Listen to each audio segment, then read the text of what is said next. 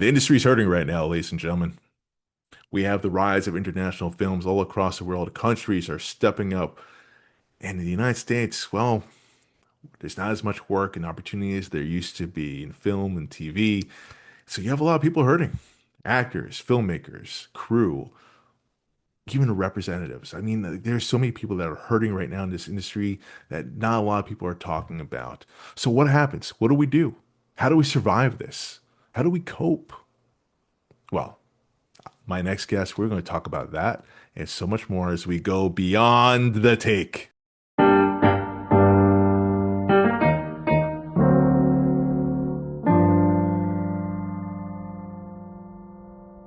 What is up, everyone? It is me, actor, producer, and host of the show Beyond the Take, Marc Chouen. Ladies and gentlemen, today I am joined by a lovely friend of mine. We hit it off right away after meeting at the Chelsea Film Festival.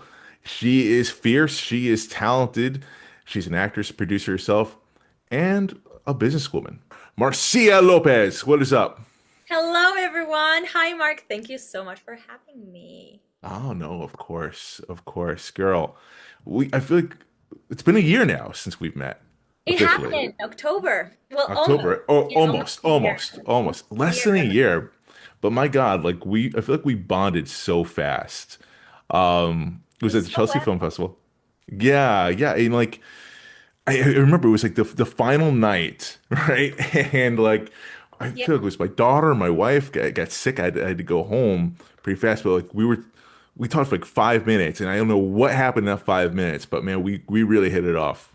We really did. And I mean, I think it was also, during these events, you usually meet so many people and you get like caught in the gist of it. But we were just very authentic and we are the kind of people that come as they are. So I think that also helped. It's like, okay, yeah, what you see is what you get. And we could see right through that right away. So. Yeah, and like seriously, you do so much, right? I want to get right into your journey pretty much because I just find it fascinating. Um, so me and you, we know, but for the audience, they don't know. You are not from the United States, so tell us where are you from originally, and what brought you out here?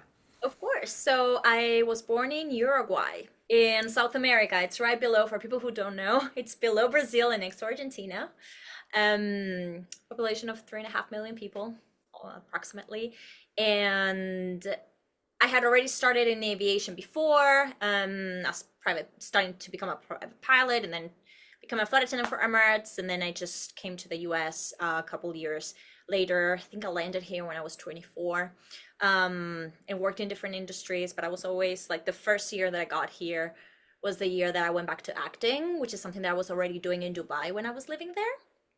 And I started in theater when I was a teenager, and coming from a family of musicians and just being influenced so heavily by the arts. I've always loved movies, and I grew up being so compelled by them because I'm an only child, and I also really use that to pass the time and could really empathize with the people and their stories, and especially horror films. That had always been like my fascination was always horror films, and I just really wanted. I ended up being an empath, and especially with Samara. And I was talking about this with a friend today. It's like films like The Ring. Like you wouldn't really feel any particular way for somebody who just kills people after 7 days of Meanwhile, flight. you're like, she's so misunderstood. You, But I did, and like little things like that. And I was like, okay, I think it's so important to see people for who they are, and then I think the main thing was like understanding where they're coming from, um, and then that shaped my curiosity to just have a better understanding of humanity and pursued a degree in psychology, and that applies to acting every day, to business, to relationships, and I think it's so important. Um, Everything you is so have polarized. You have so many cool things going on there that I don't even know which way to dive in here. So, you talk about flight attendant, being an actor, producer, you love for horror and psychology, like all mixed together. Um, So let's dive into. So you fell in love with films and with acting pretty much in Dubai. What gravitated to you in towards acting in Dubai specifically? What was going on over there? Honestly, so when I was 14, I started doing theater. And fast forward, when I was 21, I moved to Dubai. My goal was to become a commercial pilot. And then I realized I didn't like that lifestyle. I didn't really want to be in three continents a week. And I was trying to figure out, okay, what do I do now? Because like it's like I don't understand, like what am I here for now, you know? Because that was the whole idea behind moving to Dubai. And I remember one night I had a dream, which is an epiphany. And I just remember putting my right foot on the stage. And it took me back to like when I had done stage at 14, 15. And I woke up and I said, I'm going back to acting. And there Mm. was no going back. And it's so interesting because even today, I went back to watching a lot of like horror films, which is my first passion. That's why I'm also talking about it now. And it's so interesting like how we sometimes want to fit into a certain mold because that will conform to other people's expectations of us. And sometimes all the information that you needed was already paved decades back when you were a child, and that shaped you, and that resonated with you back then. And I see how this keeps resonating with me now. It's so strong, it is so grounded, it is so loud. And just going back to acting was no brainer. I knew that it was going to be difficult. I know that English is not my first language. I know that I had a lot to learn, not only from the craft, but also, especially because I hadn't gotten any film training. I had gotten training at theater. I So got different. So different. so different. I'm Yeah. very expressive, as you can see. I am very expressive. You know, and it's like it's so like loud and big.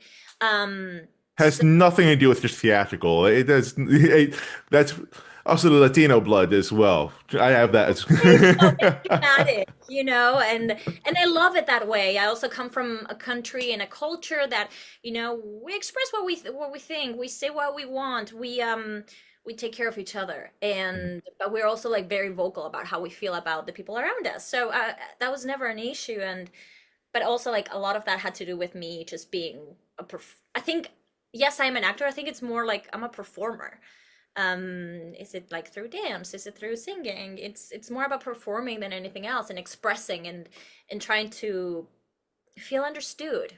Don't you think yeah. that people just really want to feel understood? At the end of the day, I mean, yeah, I think you know what it is like with any realm in the arts. It's just really expressing yourself in your thoughts and your feelings of how you want to get it out, and whether it's through acting or directing or writing, dancing, painting, like it's just your way of expressing yourself. Um, and that's what makes it beautiful, I mean, like it's a common thread in this podcast has been like the talk of AI and like and how there's the threat of it taking the artist's jobs. And while that's real, I mean, I express my own concerns about it, but at the end of the day, it really can't replace the human soul.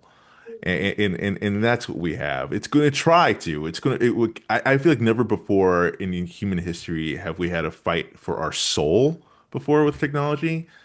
But man, good luck to the machine, man. If you could try to replicate that, then we're completely fucked. But I don't think it can ultimately. It could try, it can get close, but I don't think it can do it. Interesting. I I completely understand. It's been very eye-opening because I'm also my circle, like my friend circle is also like in the tech and AI industries, and I've learned so much about their vision, and it's so different than what I hear people in entertainment, vocalize, which is like, yeah, there's nothing is going to shape the human force like the way that we have done. Like nothing is going to emulate that. I think it's more about simplifying. And I just really wonder, I think something that really, another thing that we were talking about today, it's like I think it's important to use the tools that we have to facilitate the process of storytelling. Because at the end Hmm. of the day, we're storyteller, we are storytellers, and there's a lot of people who can influence us pushing a story forward. Whether it's, for example, from a financial perspective, like getting investors involved with a project that you're passionate about, that you know it's going to create a lot of impact. And I do think that AI can facilitate the process of, okay, who is a person that could help us push this project forward, and Right. how can AI bring out the information that they need to make this investment. And I think like that, I think that's a good perspective to have, especially Yeah. because we want to we are the creators here. Like, everybody has a different skill set, everybody in this world has a different role. um you know what you came here to do. At least I have an understanding, and I can say that I think I know what you came here to do and what your purpose is. Everybody has a different purpose, and I think if we can if we can see what it is that unites us, it's going to be a lot easier to understand, like, why are we putting so much time and energy onto something that, could. Yeah. I mean, like, I think the concern is, the CEOs of studios getting greedy, and not necessarily thinking of like, hey, this is going to affect, the product here. They're just focusing on, oh, how can we get this out faster and cheaper, which Mhm, would be AI. And we might see that. We might see some of that, but I think there would be a pushback at some point, probably sooner rather than later. mhm. Just from the audience, like, hey, man, like, I'm not into this, or hey, that's crap. That's just pure crap. Like, I'm not going to see that. And then they'll have no choice but to go back. Mhm. And then also, like, with indie filmmaking and theater, like, there's just really no killing, like, We're here to the stay. artistic spirit. You can't kill it, man, because guess what? It's in us. It's in us, right? Like, how many of us have? I'm sure at one point, you thought, hey, man, like, I should probably quit. Like, this is not going anywhere. But you can't. Like, You always go back to zero. It's like, I know. I trust me. I know. Our lives would be a lot easier if we didn't have this fire for right. storytelling in It's like the it's way in that we us. do. So, like, we're gonna find a way to do it. Hey, it might take longer to like, get to our ultimate goal at this point with all these things going against us, but we're still gonna do it. Mhm. There's still avenues to do it. Like, hell, it's easier now more than ever. Look at the cell phone in my hand. Like, films are literally being shot on that. So the power is really in our control more than ever. More than ever. We have so much authority, and I think this is why you also produce and why I produce, because there's so many things that you also learn along the way, because it's no longer about the old days. And I wasn't here for most of it. You were here for a lot. Oh yeah. You know what it was like, and even in your own journey, like when you decided to go full time on acting, the rules of the game were different, and we adapt. That's what we do, and we have. We have, it is an interesting time right now because it's not just like one thing, right? I always say it's kind of like this, like, you have five perfect storms emerging at once over this industry right now. And like, no one knows what's going on. No one from any level. If someone says like, "Hey, I have the solution to this. I know exactly what's going on there," they're lying to you. They're just trying to make a buck off you, because any credible person that I know in this industry, whether it's a producer, whether it's a representative, whether it's exec, whether it's an actor in a higher level, like, they are all saying the same thing. This is so fucked right now. I've never seen this before. I've never seen this before. It's the common theme, right? So we just gotta go with the tide and figure it out. I think that's really the case here. And a lot of people are doing that in their own way. Absolutely. And at the end of the day, it's also about the idea that we have of success. Yeah, You know, yeah, totally. Yeah. that can hinder your process and your progress too, because what is success anymore, as an artist, and Well, there's that's changed, I think. that changes. I mean, that's different from for everybody, of course, but also we're here for the long game. And I mean, people who are in the industry, they know, like, nothing is overnight. uh, No. And you know how they say, like, it takes 10 years to become an overnight success, and you keep pushing and you keep creating. It's so important to not let go of the craft, to have a good balance of it, between what the craft requires for you to have your muscle, and because your body is your instrument. So just to keep it moving, keep training it, keep living life, keep bringing those experiences into your psyche, and then whenever you get a script that resonates with you, it's like, oh yeah, because I went through this, because you allowed yourself to also live. And I think it's also important to define success and understand that it takes time. Like, It this is does. It does. we don't have a And corporate ladder. Like, this is, you might get lucky one day and you meet somebody who's looking for somebody who wants to cast exactly someone exactly like you, and wonderful. That might happen tomorrow, that might happen in 15 years, or maybe right. never. Or, you might want to create something yourself, right? There's a story that resonates with you during your journey, and you write it, you create it, or you work with someone to create it. And next thing you know, that's getting to film festivals, and that's how you get noticed. Like my first guest, my friend B Todd, uh, you know, things weren't necessarily going his way auditioning. Next thing you know, he writes a script, gets into Cannes and all these film festivals, and now his career's taking off. I Exactly. mean, like you just never. There's so many avenues right now. It's not like the old days. Hell, it's not even like it was 5, 10 years ago. Things have Not changed so even, much. though, because even you and I, we understand the importance of collaboration. Oh, And totally. we grew up, I mean, at least most of the people that I admire, when I seek advice, when I listen to their interviews, they all say the same thing, which is like, trust your peers, collaborate with your peers, because the people that you're working with right now, you're all in the same wavelength. Like, you all go up together. And Yeah, it's so important to also rely on that, because the people who know you, they understand you, they know your strengths, they know your weaknesses, and you they can't be an island. You can't be an island in this industry. Like it is a team effort, very much so. indeed, absolutely. um it takes a village. I We just wrapped up the film festival circuit with East Bay Confidential, and Yes, yes. Tell us more about this, please. very exciting. It was a wonderful journey. So we're East Bay Confidential is a film noir. We shot it in the Bay Area, and it tells the story of a war veteran that gets trapped in a sex trafficking ring and is framed for murder by a social media influencer slash femme fatale slash me. And You know. how dare I? So yeah, we did this in 2023, but the script was kind of long for years. And Yeah.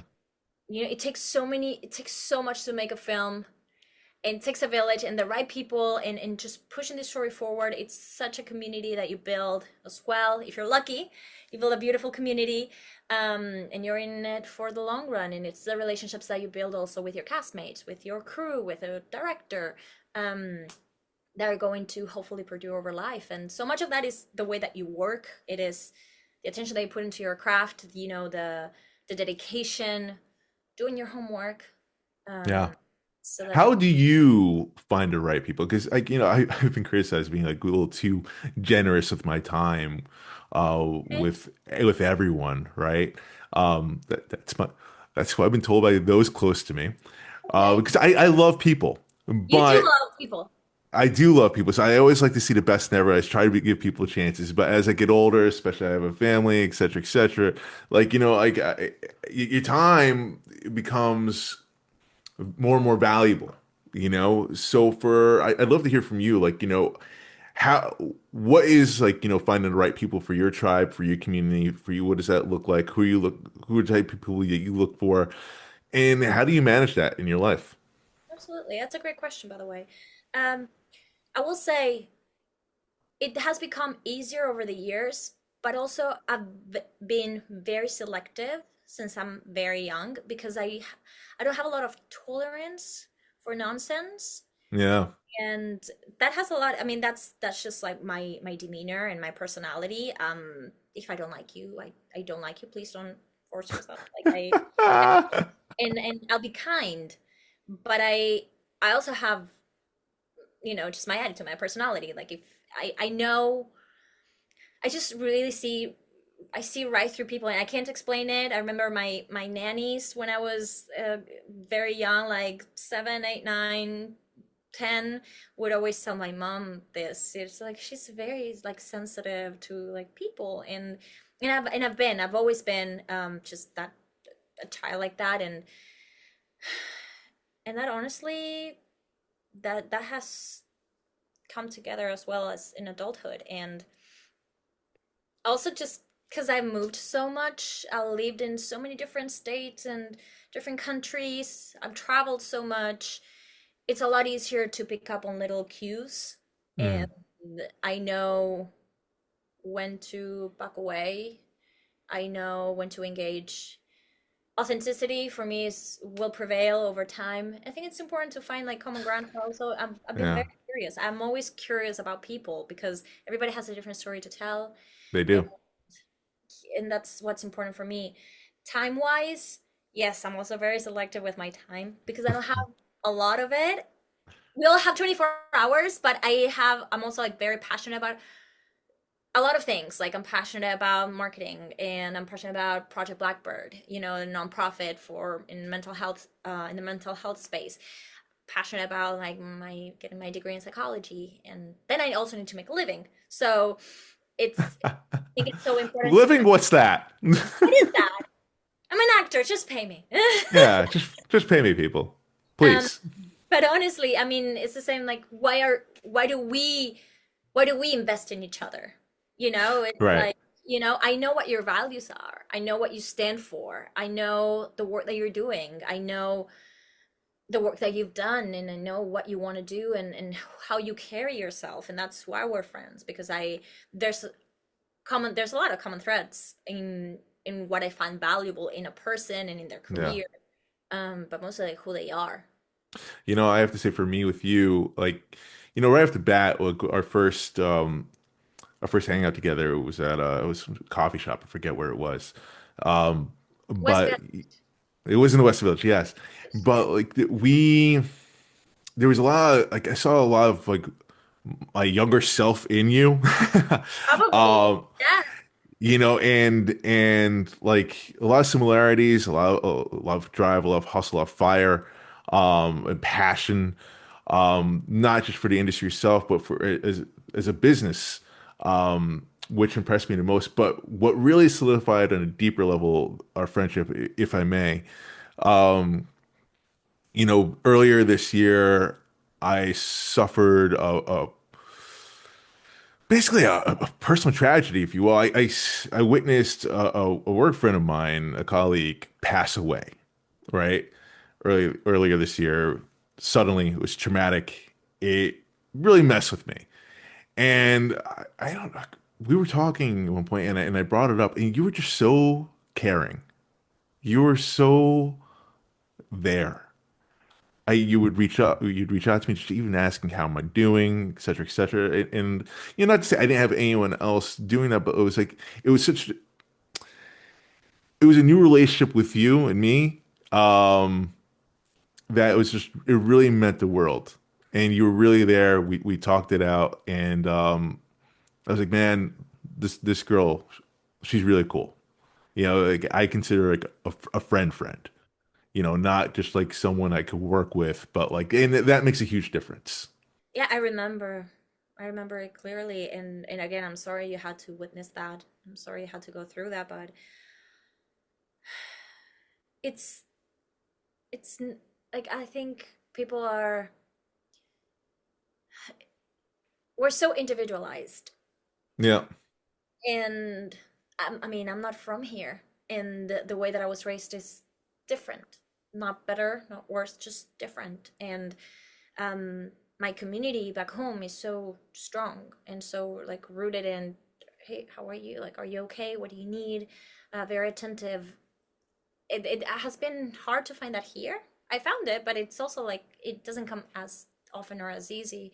So I'm glad that I was able to be there for you because No, and yeah, and like I feel like we had some real open, honest conversations about our personal lives that I won't divulge here. But it helped build a stronger bond, and like yeah, they would love to work with you in any type of capacity, and just even having you on here is just awesome. But like yeah, I think it's interesting you say that about being born away from this country, going to other countries, and then coming here. Do you find the relationships here are more transactional than everywhere else? sadly, and it took me so long to realize it. It took me I already had an understanding because that the we consume Western media, like especially from the US back home. But then being here and being so genuine and also like you, like generous with my time, and then people would just disappear, and I'm just like, what did I do wrong? I don't get it. Mm, I'm so confused. I learned this in San Francisco a lot, although I built an incredible community of people. I also did encounter that where I was like, this is so weird. How is it that you spend like 5 months, like, just hanging out with somebody, and then suddenly it's like, if you're not in the same circle, then you're out. It's yeah. blew my mind. I didn't really understand it. But also, when I first came to the US, somebody very close to me, he said, people are going to think that you're fake and that you want something from them because you're very nice and you're very kind. Mm, I was like, but okay. that's who I am. Like, I can't just change because of how people will perceive me. But the truth is that I did need to, I need to not necessarily polish, but also I just had to change a few things.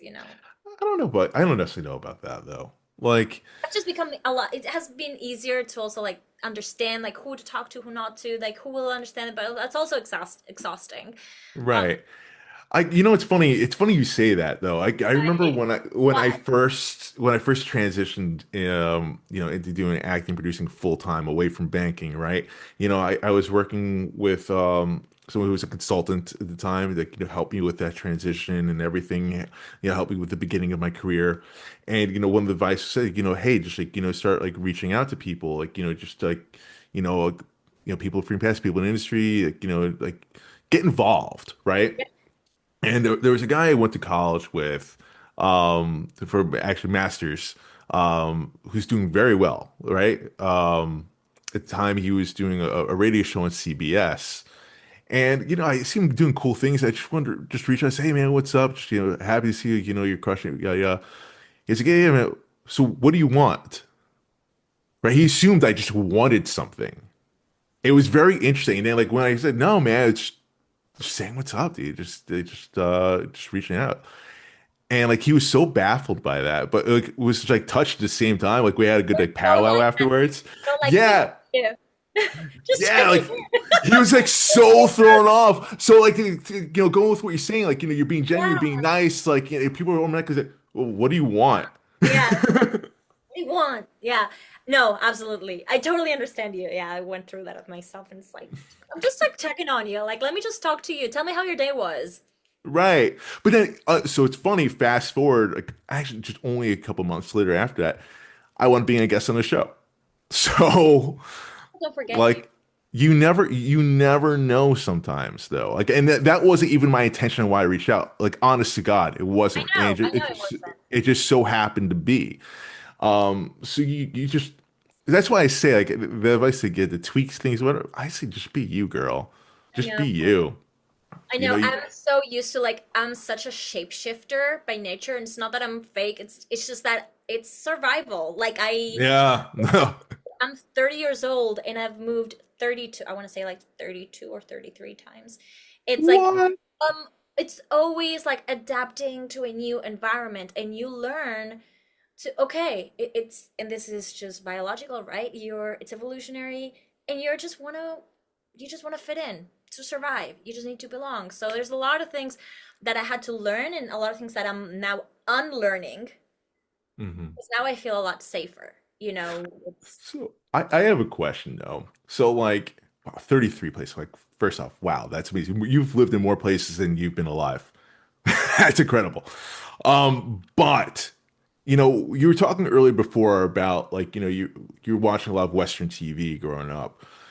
So I'm sure like, these sitcoms, these shows, these movies that you watched as you're growing up, they planted some sort of like, idea of what it must be like to live in America, or to like, be around, like, American people that they get this American dream. How do you feel now as far as like being here in this country, right? Living or doing your thing and looking back on that. Is it the same? Is it different? Is it a letdown? Tell me. Interesting question. It's, I will say, my dad lived here for 20 years before I was born. So I also grew up with his perspective of living in New Jersey and working in New York. And some things remain, and others, of course, also like the idea that I had was different because I was in mostly a teenager, so and that's where, yeah, I would watch, well, the Jonas Brothers, for example, huge Jonas Brothers. And it's like all I wanted was to like be on Camp Rock, and all I wanted was to like get all the merch, and it's like, oh, Disney Channel. And even when I came here and I was 15, because I came here for my, like, you guys have like the Sweet 16, we have like the Yeah, yeah, at yeah, the the end of it. quinceanera. Yeah. So it's like, and I chose because I have family in New Jersey, so I came to visit, and I would always look at the castings for like Disney Channel and Nickelodeon, and of course I couldn't do it, at the time. Um, but yeah, my idea was, okay, I grew up watching like American Pie and like John Tucker Must Die, you know, Ah, classics. classics. And of course it was like, oh, what would it be like to go to college and like, just be with students and wearing the, like cheerleader uniform and all of these things that I got to do, when I moved here, and I go to the football games and the rugby games and all of that. That was very exciting. I did like the I liked some of the individualism because I will say this, it also shaped my ambition. It did it did nourish my ambition. It gave it fuel because things were possible in these films. And back home, as much as I love it, there's a ceiling, and it felt that I had to do Mm. things so early on because my mind was somewhere else. My vision was so above what was possible for me back home that I never felt that I fit in. So it was always, and I think anybody that knew me in school could attest to this, because I was not normal. Like, I was, None of us are normal, girl. Not in this industry.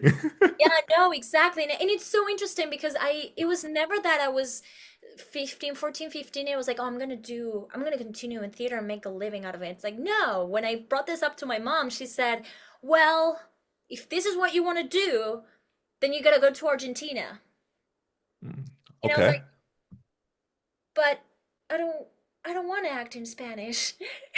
And she was like, well, that's how you start. You're gonna start doing commercials. Like, one famous figure back home is Natalia Oreiro, and she started doing like OB commercials. She was telling me this. It's like, yeah, I don't mind that, but I didn't want to act in Spanish because I was studying all of the scripts from the Disney Channel, but they were all in English, and I Is was that how you learned? Oh, you from your dad, or, probably, I right? mean, I knew I was going to school, so I was going to a British academy, which was like within my school. Um, Mhm. and then I was going to an external academy, which was American English. So I was studying Got both. it. But yeah, I was like, I know, it just felt more comfortable. Even now, if I speak Spanish, I just feel a lot more vulnerable, and maybe that has something to do with it. I don't know. I just know that in school was hard, and also like had really bad acne, and it was not a good time. It really wasn't. So I kind of just I drowned in fandoms with like Justin Bieber, the Jonas Brothers, and all of the people that I would know, aside from like my very close group of friends, were outstations, were in like uh, Denmark, were in the US, a lot in the US, and that also helped me because we would do Skype calls. Yeah. And then I was on Tumblr, so I was also like a thing on Tumblr, and yeah. So it's interesting. You talk about like your mom bringing up, hey, the path here is in Argentina, blah blah blah, and like you were so focused on like, no no no, I want to do this. If I'm going to do this, I'm going to do this in the States. I'm going to do this in English. But now, like looking now, right? I don't know if you follow the trades at all, what's going on. Like, there's a huge emergence in international films, like in I'm all so these other countries. at last. First of all, because there's so much talent back home. There's so much talent, and I'm just like, please, everybody, go invest there. Like, go shoot there. Like, go. Like, yes, please. I huge advocate for it. And I'm so happy, and I would love to go shoot something back home. That would mean the absolute world to me. Like, I'll cry. Um, it's Seeing that, it makes me want it for you so bad right now. I know, and it's like finally because I haven't even acted in Spanish, and now I want to because it's like oh reconnecting, to my language. Like of course I want that, you know. Yeah. But yeah, when I was a kid, and it's like no, I just wanted. I've always been very ambitious. It's like if I have to go here and like take the baby steps, then I'm like no, I want to get there now. So I think that was But also then, but then your mom be like, I told you. yeah, and it's so crazy because then I didn't want to do it anymore. It was like, okay, fine, this is something that I cannot do, so I'm just gonna like just pull it away from my head and just move on. And that's when I was like, okay, what am I gonna study? Is it going to be international affairs? Is it going to be become a translator? And then life took me everywhere else and aviation and so forth, which I loved that era for myself. Taught me so much and the discipline, working with also, it was a very male-dominated industry, and I was the only female in my flying club. So that also That's taught me a lot about how to amazing. carry myself at 19, 20. At That was night, still 20 years old, you're being like the only female in the flight academy class. So you can fly, land, you do all those things with the plane. great. I know. It was a lot of fun. Yeah, it was a lot of fun. I remember my first solo flight, how much I cried because I just had this sense of freedom, and I had already gotten hired by Emirates, so I was about to leave home like 2 weeks before that. 2 weeks after that, and yeah, I had just turned 21 then. Yeah, That's amazing. but So life changed dramatically. when when was the last time you've flown? Like, do you miss it? I sometimes I miss I miss the camaraderie. Like it was such a beautiful. It was a hard. It was a tough time personally, but it was also such a beautiful camaraderie of people who at first they tested me. They were just like, okay, let's see what she's made of. Because Mhm. they But then when they started like seeing me, they were like very protective, and Okay. they would call me princesa, princess. They would call me princess actually, not even in Spanish. They would call me princess, and they were very very protective and very supportive, extremely supportive. I even took an interview at a different airport, and they flew me to it. They flew Wow. to my interview because it was in a different airport. I was in case I didn't make it to Emirates, I was gonna start working for Aerolíneas Argentinas, I think it was. Oh my gosh. So that was like part of my life, it was my life was very exciting. It still Well, is. you say was. I mean, girl, what are you talking about? Your life is exciting. Yeah. But yeah, it's just I just miss the a little bit of the community. And yeah, flying is so much fun. I fly whenever I go back home with one of my good friends Gonzalo. So yeah, it's Do you very fun. know what I do when I go back home to see my friends? What do you do? I I drink. I don't do Love anything that. nearly as cool as that. I Like I also don't go drink. flying with my Oh my friends. god. You know what I do when I I go back also home? drink with my I like friends. just flying with my friends. No big deal. Yeah, no, but it's so much fun. You have to go back to Punta. You have to go to Punta del Este because you haven't been. But dude, the party scene is insane there. The best parties, like everyone will tell you, it's so much fun. It's Hey, so much fun. listen, I miss it. I'm no stranger to South America. I haven't been there, but I've Yeah, you have to go Peru. to Peru. Yeah. Peru, like it's a big party scene. Anytime I go there, it's my cousin and my aunts just drag me out. Of Uh, course, as they Peace should. Day. Yeah, no, it's a scene there, man. I love it. Um, But yeah, no, I mean, going back to the whole international level here, I mean, like, we just talk about very quickly talking about international films, the rise of it right now. Looking at that here, like, so it's no secret. I mean, like, that's one of the things right now that's hurting filmmaking in here in the United States. You see like all these tax credits that these countries have. The United States doesn't have that on a federal level yet. When you came here to seek the opportunity, now you're seeing those opportunities arise in like other countries that you're probably at. Is there like a level of frustration for you? Like, how does that make you feel? Like, I know you said you feel proud, right? But professionally for you, how does that make you feel there? Well, I'm getting my Spanish passport if that answers your question. You're like, oh shit, what did I do? Yeah. You know, there's a lot of people who are passionate enough about what they do to create change. And if these are the cards that we're dealt with, we'll find a way around it. And the opportunities are there for us to take. And sometimes we do have to forge our own path, yes. But things are ever evolving. This is an industry that is ever evolving. I think that, yes, it has hurt us, and we're trying to find the best possible outcome.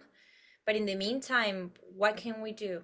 We just need to also learn to not take over, not take on the weight of the world, which is something that a lot of actors do, because we are sensitive and we are Yeah. cats.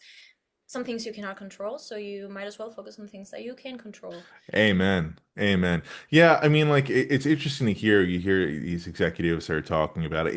And on one hand, it's fantastic, right? You have other countries stepping up, leveling up. It's showing different stories that United States not necessarily may be accustomed to. It's fresh storytelling. You're getting new artists that have never been really discovered before, whether it's actor, director, or so forth.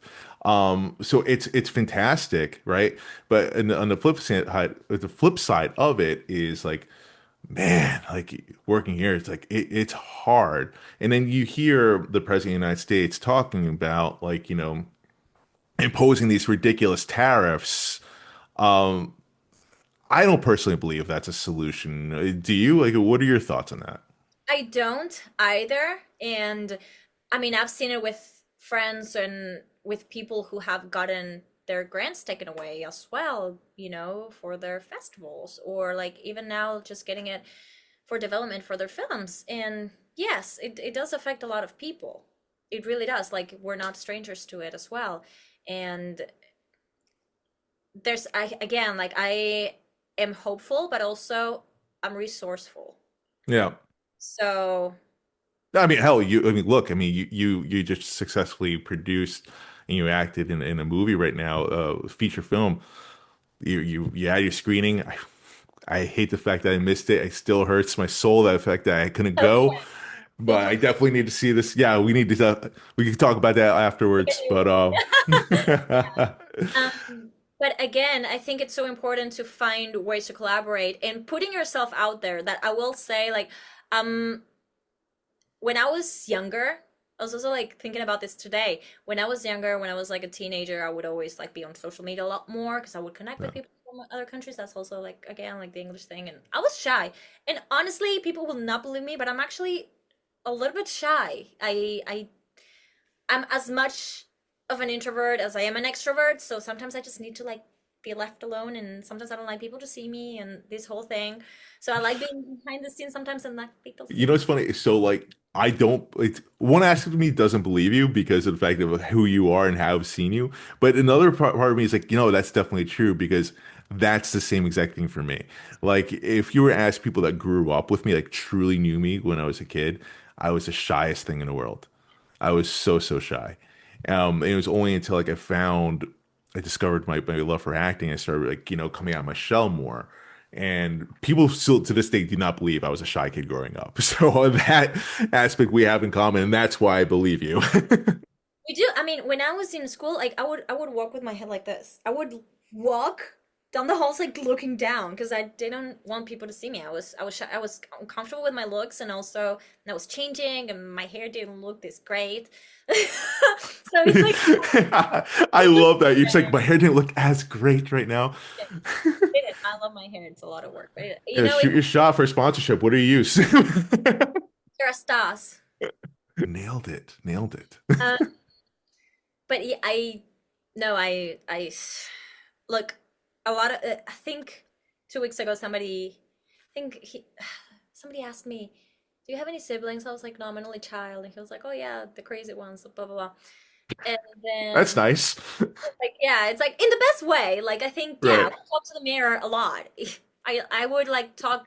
I still talk to myself. I really do, which helps a lot to have ideas, to get ideas, and just to keep it moving. But I also really thought about how much I loved acting because then I don't get to be me, you know, and sometimes like I don't want to be myself 24/7. It's tiring and Oh, I'd rather yeah. write myself in somebody else's story and push that forward and then I don't get to tell myself all the time.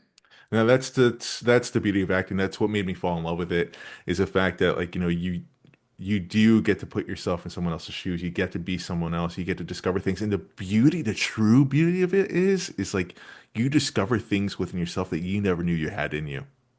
I know. And I think there's such a misconception for actors.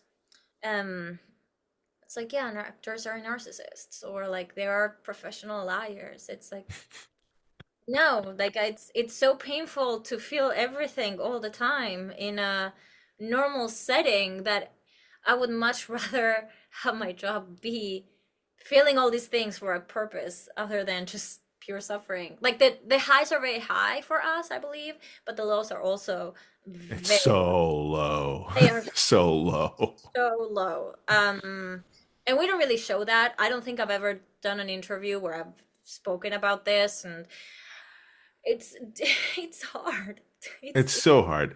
Hey, listen, I mean, like, I'm not Jim Carrey level where, like, I'm living in my car, right, when we first started off. But I can imagine, like, nowadays, like, say you had social media during that point, right? What was he gonna do? Take a selfie of him in the backseat of his car, because social media is just so fake. But like, it doesn't necessarily show like the real side of the industry. Like, we see the red carpet, we see like, when we book the parts, but you don't necessarily see like, man, like great. I have an audition in like a couple weeks, man. I am hurting right now. My confidence is rocked. I didn't get that part that I really wanted. Sometimes you see people try to spin it, right? But like we've all know, we People, know the feeling. yeah. And also that part, right? Because I mean, I was also talking about it from like sensorial experience of us like feeling so much because like we again, we're empaths. We feel things. Like I watched The Conjuring 2. I watched like the last one, The Last Rite, I think it's called The Conjuring The Last Rite. And I was just crying because it's I would just feel everything. It's a horror film, but everything, and I was just like twitching in my seat, and our friend and David can attest to this. And then it's the other side, which is yeah, the industry side of things where you also have to wear all different hats because it's so hard also for the people who are in charge to see you to really be able to there's so many wonderful talented artists out there. Everybody has their own story to tell. They do, yeah. how do you how do you successfully get in front of the people who can actually help you elevate your career to the next level?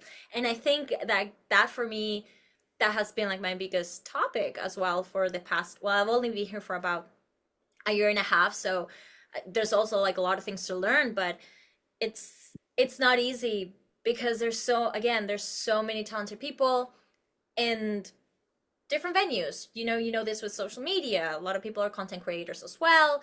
They want to go the influencer route because they know that they are also able to put up their own videos and create this content.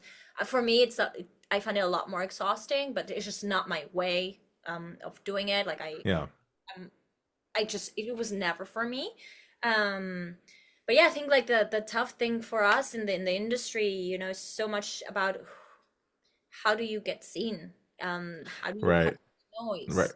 Especially like, again, like, the competition is like leveled up. Gone are the days when you go inside the room for the auditions. Like now it's like it's all self-tapes. So now you're competing with people from all over different parts of the Yeah. country, even different parts of the world.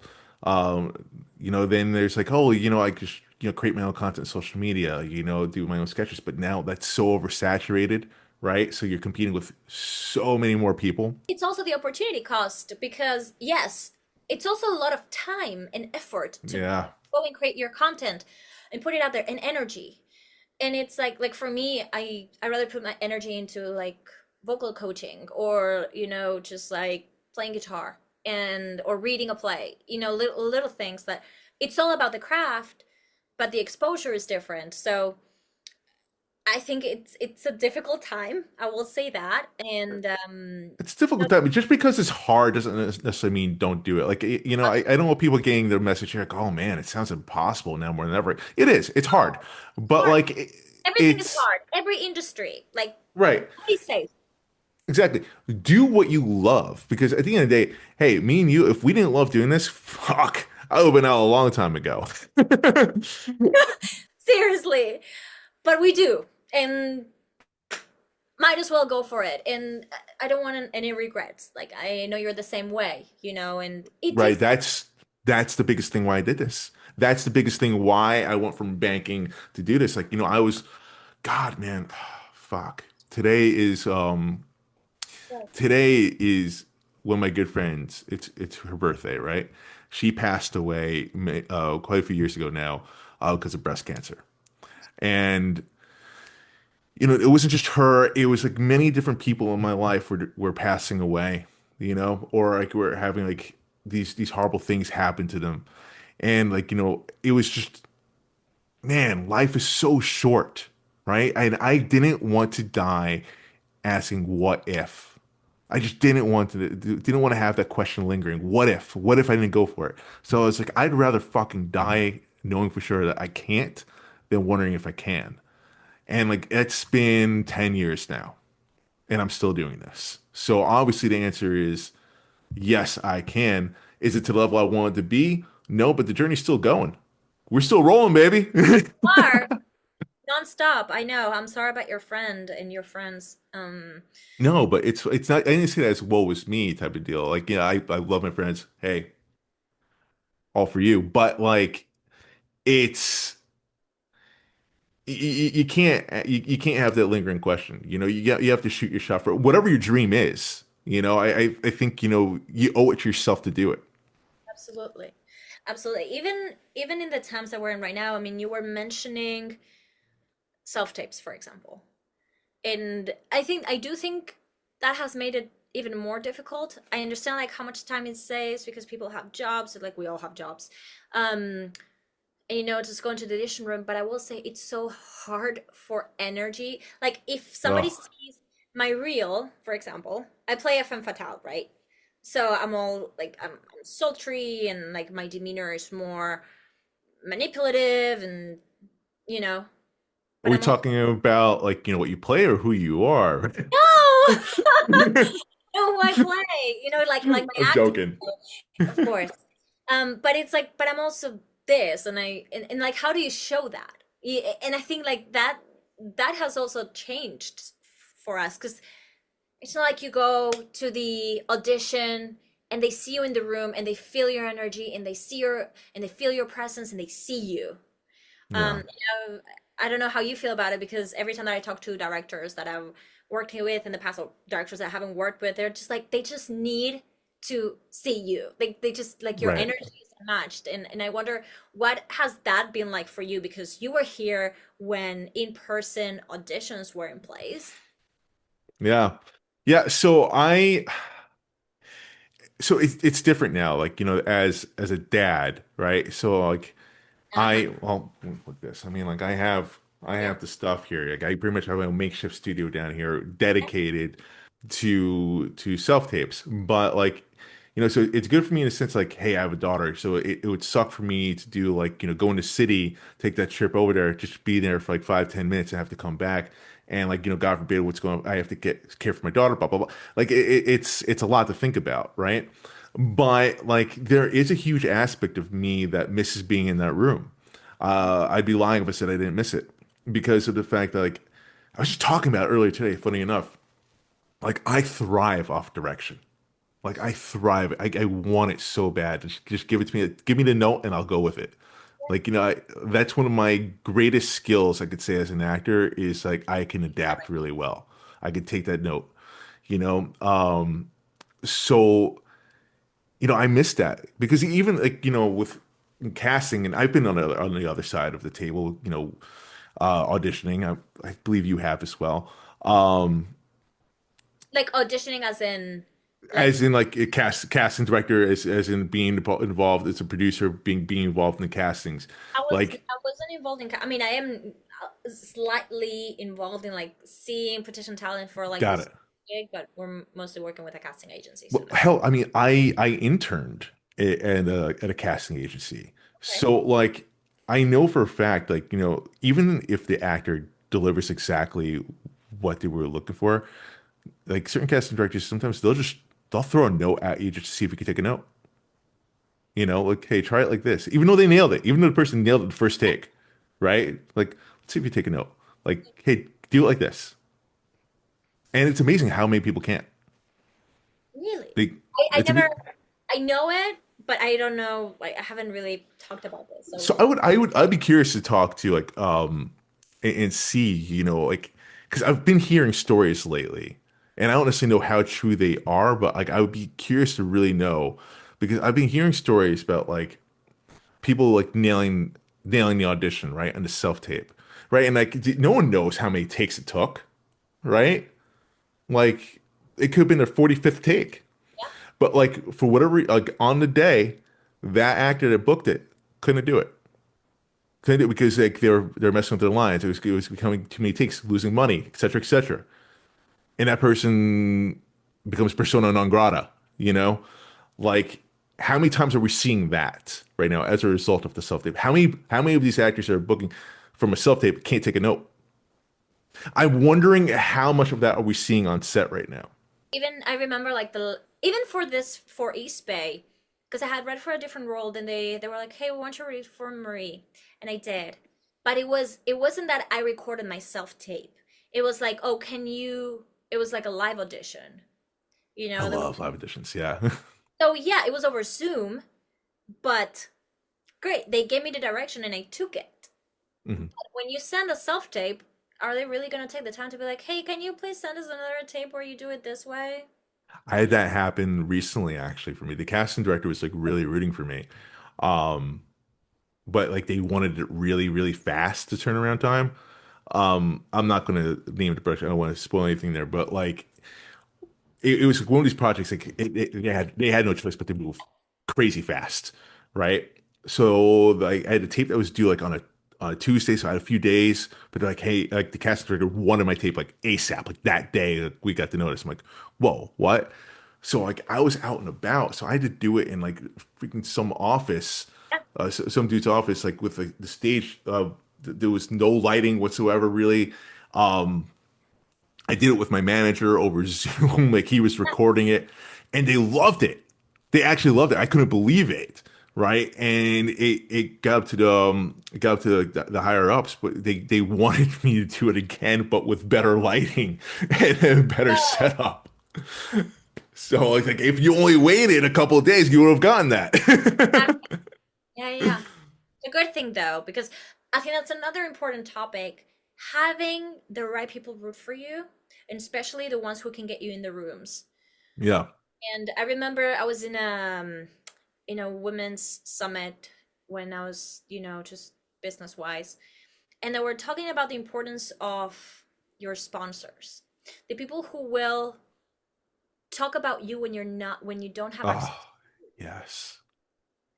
These people are instrumental in what they can do for your career, even if they don't get anything out of it. Like it's so important. Like if they're talented, if they're capable, if they're great to work with, if they are bringing something meaningful, like why wouldn't you open that door for them? I think that's so important.